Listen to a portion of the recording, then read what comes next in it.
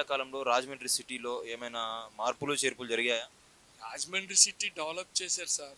Develop చేయటం గురించి అని కాదు కానీ ఇన్ఫ్రాస్ట్రక్చర్ అంటే మనకు తెలిసిందైతే మాత్రం ఎయిర్పోర్ట్లో కొద్ది తర్వాత ఫ్లైఓవర్ ఒకటి, ఈ వీధులన్నీ అవుతూ ఉన్నాయి దగ్గరలో. వితిన్ 1 or 2 months చాలా ఫాస్ట్గా చేశారు. ఈ రెండు మాత్రం డెవలప్మెంట్. రోడ్స్ కూడా బాగా చేసి పెట్టారు. క్లీన్లీనెస్ కూడా కొంచెం ఉదయాన్నే వచ్చి ఎవరో ఒకసారి ₹1 కూడా ఎవరిని అడిగి ఈ పార్క్ కూడా చేశారు. కానీ మేము అనుకున్నంత విధంగా మాత్రం మాకు రాలేదు. మేము అప్పుడే 2 years నుంచి ఇంట్లో వాక్ చేస్తున్నాం. మేము చేశారు కానీ అంత అనిపించట్లేదు మాకైతే. పార్టీకి అయితే మొగ్గు చూపుతున్న ప్రజలు ఇక్కడ సిటీలో అయితే అది మీకు చెప్తున్నాను కదండి, ఎంప్లాయీస్ కానీ బిజినెస్ మ్యాన్ కానీ లేకపోతే వేరే అది చేసి వాళ్ళైతే మాత్రం ఎగ్నెస్ట్ గవర్నమెంట్. కానీ కింద లెవెల్లో ఉన్న వాళ్ళు మాత్రం ఎవరు అసలు ఏమి ఎటు దూకుదామని ఉన్నారు. వాళ్ళు ఎటు దూకితే ఆ పార్టీ విన్ అయిపోతుంది ఫైనల్గా వచ్చి. స్టేట్ ఎక్కడన్నా కూడా ఇదే పరిస్థితి. కొన్ని రోడ్స్ కానీ కొన్ని విషయాల్లో వైఎస్ఆర్సీపీ ఫెయిల్ అయిందని చెప్పచ్చు. Roads and main. తర్వాత ఫస్ట్లో అక్కడ మీకు ప్రజావేదిక కూల్చేయటం ఒకటి చాలా తప్పు. అది కక్ష సాధింపు చర్య కింద మాత్రమే ఉంది. యాక్చువల్లీ ఐఎమ్ రెడ్డి, కానీ నేను మామూలు ఫ్రాంక్లీ స్పీకింగ్. కానీ కొన్ని విషయాల్లో చేస్తున్న మూలనే అది జనాలు అందరూ చూస్తున్నారు, ఎదురు చూస్తున్నారు. అన్న నమస్తే అన్న, ఏం పేరు? నమస్తే అండి, సతీష్ కుమార్ నా పేరు. ఎక్కడి నుంచి అన్న? రాజమండ్రి. సిటీయా రూరలా? సిటీ. ఓకేనా, ఏం లేదు, ఒక చిన్న టాస్క్ అయితే మీ ముందుంది. ఇప్పుడు ఈ 2 పోస్టర్స్ కనిపిస్తున్నాయి కదా, ఈ 2 పోస్టర్స్లో ఏదో ఒకటి పిక్ చేసుకొని చెప్తాను. ఇదా? సో దీన్ని పిక్ చేసుకోవడానికి గల మెయిన్ ఒక సపోర్టివ్ రీజన్ ఏదైనా చెప్తారా? అంటే ఇద్దరు చూపించండి, మీరు ఏం తీసుకున్నారు? వైఎస్ఆర్సీపీ పోస్టర్ అయితే తీసుకున్నారు. అవును. సో వైఎస్ఆర్సీపీని ఎందుకు పిక్ చేసుకోవడం జరిగింది మీరు? అంటే ఇప్పుడు మన రాజమండ్రి కోసం మాట్లాడవచ్చా? ఇట్లా మొత్తం రాజమండ్రి కోసం అయితే కనుక రాజమండ్రి ఇప్పుడు యాక్చువల్ నా ఏజ్ వచ్చేటప్పటికి 39. 39 yearsలో డెవలప్మెంట్ అన్నది మనకి రాజమండ్రి వైపు నుంచి పుష్కరాలకు ఒకసారి జరిగేది. అంటే పుష్కరాలు అంటే మీనింగ్ 12 సంవత్సరాలకు ఒకసారి జరిగేది. ఆ డెవలప్మెంట్ కూడా మనకి ఎక్కడ కనిపించేది అంటే ఓన్లీ గోదావరి గట్టే అండి. ఎక్కడైతే మనకి పుష్కర్ ఘాట్ ఉందో ఆ ఘాట్ లెవెల్లో సంథింగ్ కింద టైల్స్ వేయడం, మన ట్యాప్ సిస్టమ్ అని డెవలప్మెంటో లేదంటే అట్లా అక్కడ ఓన్లీ గోదావరి గట్టు దగ్గర డెవలప్మెంట్ చూపించేవారు. బయట అక్కడ సిటీలో ఉండేది కాదండి. అదేదైతే లాస్ట్ 5 years నుంచి ఉందో రాజమండ్రి రూపురేఖలు మారినాయండి. అంటే రూపురేఖలు మారినాయి అని చెప్పంటున్నారు. ఏమేమి మార్చారో కొంచెం చెప్పగలరా మాకు? చెప్పొచ్చండి. ఇప్పుడు ఫర్ ఎగ్జాంపుల్ ఇప్పుడు మనం ఆర్ట్స్ కాలేజీలో ఉన్నాం. కంపల్సరీ నుంచి లాలాచెరువు రోడ్డు ఉంది. అటువైపు కానీ ఇటువైపు కానీ ఫుట్పాత్ అన్నది కానీ డెవలప్మెంట్ కానీ లైక్ ఇప్పుడు ఈ స్ట్రీట్ అని కానీ మన హ్యాపీ స్ట్రీట్ ఒకటి, ఈవెన్ ఇక్కడ ఫుడ్ ప్లాజా అనేసి ఒకటి స్టార్ట్ చేశారు, మన పుష్కర్ ప్లాజా అని ఒకటి స్టార్ట్ చేశారు. సో అట్లా సో మెనీ డిఫరెన్స్ ఉన్నాయండి. ఈ గవర్నమెంట్లో జరిగినాయి. ఎస్పెషల్లీ పర్టికులర్గా మనకి రాజమండ్రిలో ఉన్న ప్రతి దీన్ని కార్పొరేట్ సెక్టర్ లైక్ ఏరియా అంటారు కదా, కార్పొరేషన్లో ప్రతి వార్డులో కూడా 1 నుంచి 2-3 పార్కులు తయారు చేశారండి. మీరు గ్రౌండ్ లెవెల్కి వెళ్ళి చూస్తే కనుక మనకి చెప్పడం వేరు, చేయడం వేరు. అందరూ చెప్తారు నార్మల్, అది ఎలక్షన్ టైం వచ్చేటప్పటికి మేము ఇచ్చేస్తాం వచ్చేస్తాం చేసి వెళ్ళిపోయిన వాళ్ళు ఉన్నారు తప్ప రాజమండ్రిలో 100% హ్యాపీగా మొత్తం వర్కౌట్ చేసి నిలబెట్టి రాజమండ్రి రూపురేఖలు మార్చింది మటుకు భరత్ గారండి. సో భరత్ గారిని ఎన్నుకోవడానికి ప్రజలందరూ కూడా సిద్ధంగా ఉన్నారంట. మరి సిద్ధంగా ఉన్నట్టే కదండి. డెవలప్మెంట్ అండి, ఇక్కడ పార్టీ విషయం అన్నది కూడా కాదండి, డెవలప్మెంట్ అండి. ఇప్పుడు పార్టీ అన్నది ఏంటంటే జగన్ గారు ఏదో 2-3 విషయాలు మీటింగ్లో చెప్తారు. ఏమనంటే పార్టీ అన్నది ఓన్లీ ఎలక్షన్ టైం వరకే, ఆఫ్టర్ ఎలక్షన్ అందరూ ఒకటే. అది టీడీపీ అవనివ్వండి, బీజేపీ అవనివ్వండి, అందరూ నా వాళ్ళే అంతే. ఇప్పుడు మీరు తెలుగుదేశంలో కాబట్టి నేను మీకు ఇది ఇవ్వను, మీరు బీజేపీ కాబట్టి ఆ సెక్షన్ ఉండదండి. ఓన్లీ ఎలక్షన్ టైంలో ఏదో వీళ్ళు చెప్తారు తప్ప. ఇప్పుడు ఫర్ ఎగ్జాంపుల్ నేనే ఉన్నాను, ఇప్పుడు వైఎస్ఆర్పీ అన్నాను, నాకు రేషన్ కార్డు లేదు, నాకు ఉన్నాయి కదా ఇప్పుడు పథకాలు ఉన్నాయి కదా, ఏ పథకం నేను తీసుకున్నా వైఎస్ఆర్పీ నుంచి. బట్ ఇదెందుకు తీసుకున్నా? డెవలప్మెంట్ కనపడుతుంది కదా కళ్ళు ముందు. ఇప్పుడు చెప్తూ ఉంటారు ఆపోజిట్లో ఉన్న వాళ్ళు, అపోజిషన్లో ఉన్న వాళ్ళు ఏదో చెప్తారు, అది సరిగ్గా చేయాలి, ఇది సరిగ్గా చేయాలి. మనం అసలు చెయ్యాలి కదా. ఇప్పుడు ఎంతో కొంత చేస్తున్నారు కదా, చేసి ఇప్పుడు ఏదో కాశీ చెట్టుకి రాళ్ళు దెబ్బలు అంటారు కదా, ఆ టైప్ తయారైంది సొసైటీ. మరి స్టేట్లో ఎలా ఉందంటారు పరిస్థితి?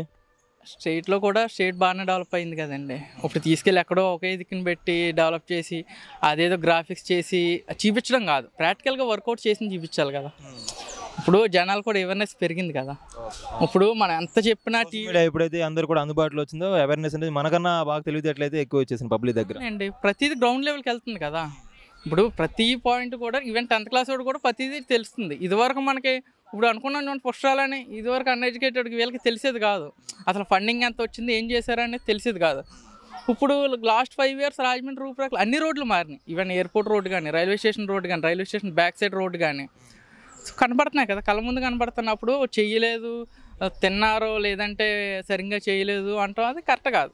ఇప్పుడు మనిషే కదా చేసేది ఏదైనా, అందులో మిస్టేక్స్ 100 చేస్తా 100 కరెక్ట్గా ఉండాలని రూల్ లేదు. మనకున్న చేసుకున్న 5,000 సమానంగా ఉండవు.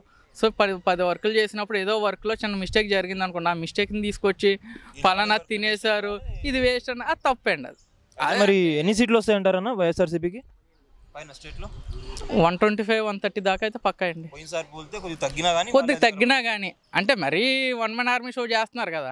ఇప్పుడు మనం 3-4 కలిపేమో ఆపోజిట్లో ఉన్నారు, ఇక్కడ 1 man army షో అయినా.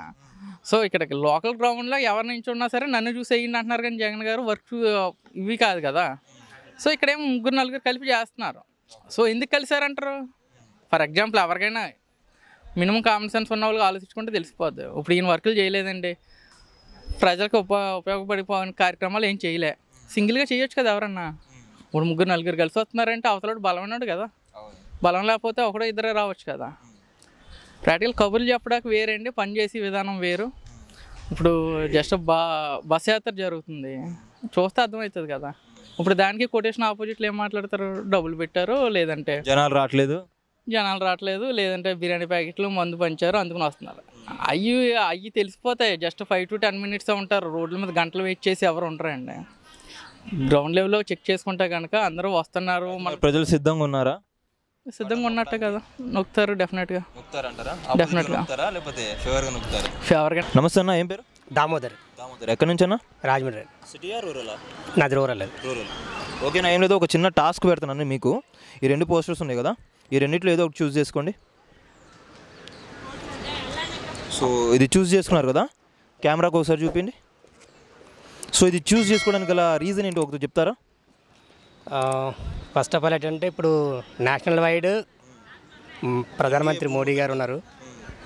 సో ఏంటంటే ఇప్పుడు కూడా ఆల్రెడీ ఈసారి కూడా 400+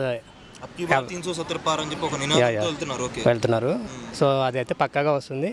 సో దాంతోపాటు నేషనల్ లెవెల్లో అక్కడ ఉన్నారు కాబట్టి స్టేట్ లెవెల్లో కూడా దానికి సపోర్టెడ్గా ఉంటే స్టేట్ డెవలప్మెంట్కి డబుల్ ఇంజిన్ సర్కార్ ఉంటుంది. సో ఇక్కడ ఈ స్టేట్లో ఏ పార్టీకి మీరు సపోర్ట్ చేయదలుచుకున్నారు, జనసేన టీడీపీనా?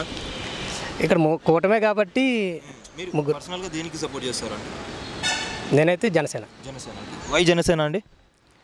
జనసేన అంటే ప్రజెంట్ ఇప్పుడు ఉన్నటువంటి సిచ్యువేషన్లో కొంచెం నిబద్ధతగా కలిగినటువంటి వ్యక్తి పవన్ కళ్యాణ్.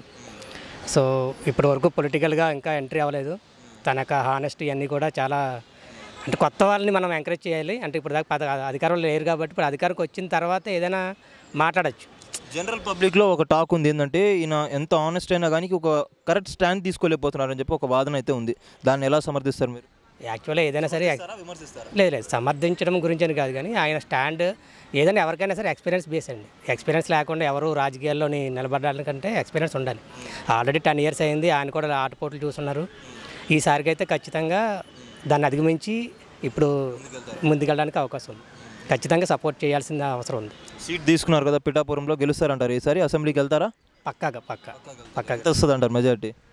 ఐ థింక్ అంటే మనకు తెలిసిన అందరూ కూడా చెప్పడం ఏంటంటే ఒక లక్ష మెజారిటీ వస్తుందండి ఖచ్చితంగా. గట్టి పరిస్థితులు ఉన్నాయి అక్కడ? ఉన్నాయి. సో అన్న, ఇంకోటి, ఇప్పుడు కూటమి ఎందుకు సపోర్ట్ చేస్తున్నారు అంటే, మీరు మోదీ వేవ్ చూసి సపోర్ట్ చేస్తున్నారా, లేకపోతే స్టేట్లో వీళ్ళిద్దరు వాళ్ళు ఏమైనా చేయగలుగుతారని చెప్పి సపోర్ట్ చేస్తున్నారా? ఇప్పుడైతే యాక్చువల్గా చంద్రబాబు గురించి మనందరికీ తెలిసిందే. కొంచెం స్టేట్ డెవలప్మెంట్ విషయంలో కొంచెం చాలా వరకు చేశారు. లాస్ట్ టైం కొంచెం మిస్టేక్ చేశారు ఆయన. అంటే ఎన్డీఏ గవర్నమెంట్ మీద వ్యతిరేకత ఉండడం వల్ల, మిస్టేక్ చేయడం వల్ల చాలా వరకు మనం లాస్ అయ్యాం. స్టేట్ వైజ్ చాలా లాస్ అయ్యాం యాక్చువల్ స్టేట్ డెవలప్మెంట్లో. సో దాన్ని సరిదిద్దుకోవడానికి మళ్ళీ ఒక అవకాశం వచ్చింది. ఖచ్చితంగా తప్పదు. చేసుకోకపోతే మళ్ళీ టీడీపీకి భవిష్యత్తు ఉండదు, ఇంకా రాదు. ఎన్ని సీట్లు వస్తాయంటారు? ఇప్పుడు ప్రజెంట్ సిచ్యువేషన్ అయితే నాకు తెలిసి ఎవరికి హయ్యెస్ట్ మార్జిన్ రాదనుకుంటున్నాను. ఉన్న వాటిలో ఎవరు గెలిచినా ఒక 5 to 10 సీట్స్ ఎండ్ మార్జిన్లోనే అయితే వీళ్ళైనా నగ్గచ్చు, వాళ్ళైనా నగ్గచ్చు, భారీ మెజార్టీ రాదు. దీన్ని అపోజ్ చేయడానికి కారణం ఏంటి? సో యాక్చువల్గా ఏంటంటే సంక్షేమ పథకాలు అనేవి ఉండాలండి. కాకపోతే స్టేట్ డెవలప్ అవ్వాలంటే సంక్షేమం ఎంత ముఖ్యమో దాంతోపాటు డెవలప్మెంట్ కూడా అంతే ముఖ్యం.